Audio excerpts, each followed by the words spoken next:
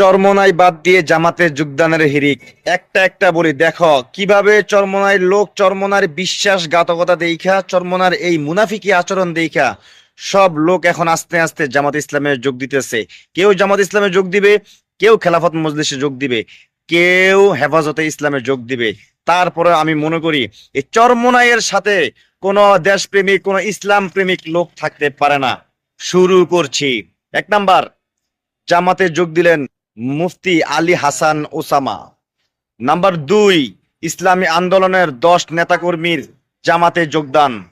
3, মোহাম্মদ এয়ামিন, চরমোনাই থেকে আমি বের হলাম, যে সংগঠন ইসলামের একতাবদ্ধ হতে প্রশ্নবিদ্ধ হয়, আজ থেকে সেই দল আমি প্রত্যাখ্যান করলাম। এবার বুঝ, তোদের চরমোনাইয়ের অধপতন শুরু। এগুলা কার জন্য হয়েছে জানোস?